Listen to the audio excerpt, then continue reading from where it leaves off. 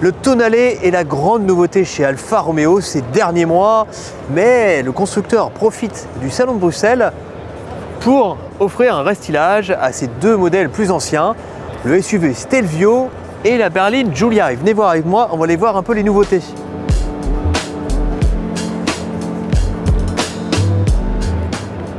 On le voit avec la Giulia. Alors c'est vrai que la Giulia, ce sont des modèles qui datent quand même de 2016, 2017 pour le Stelvio, mais ce restylage doit leur permettre de prolonger leur carrière jusqu'à leur remplacement dans quelques années par des modèles 100% électriques. Bah oui, parce que comme tous les constructeurs, Alfa Romeo va devenir une marque électrique.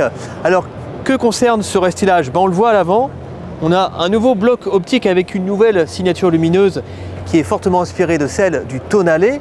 Les Giulia et Stelvio abandonnent leur éclairage Big Xenon pour un nouvel éclairage LED matriciel. C'est quand même beaucoup plus moderne. Au niveau de la face avant, on a quelques ajustements, quelques détails. C'est surtout à l'arrière où ça change. On a des tout nouveaux blocs optiques redessinés.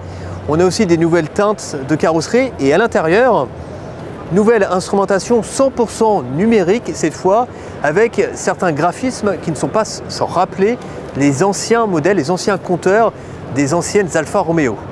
Alors ne cherchez pas de traces d'hybridation sous le capot de ces Stelvio et Giulia. Elles conservent leur moteur 100% thermique. La gamme a quand même été simplifiée, excite le 2 litres turbo essence de 200 chevaux ou encore le diesel 2 litres 2 de 190 chevaux.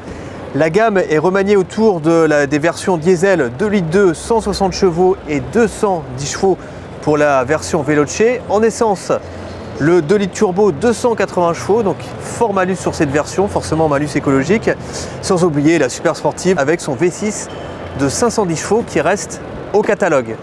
Alors ces nouveaux millésimes 2023 du Stelvio et de la Giulia seront lancés en France au cours du premier trimestre 2023. Concernant les prix, 47 100 € en entrée de gamme pour la Giulia, 51 500 € pour le Stelvio, pour les deux versions en diesel.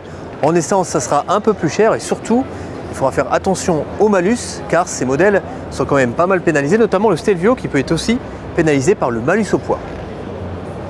Et si vous êtes plutôt amateur de vieilles Alfa Romeo, sachez que le constructeur présente sur son stand au salon de Bruxelles une magnifique 33 Stradale, vraiment très très belle.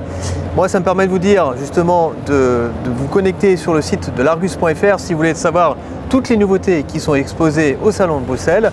Je vous dis à très bientôt pour une nouvelle vidéo.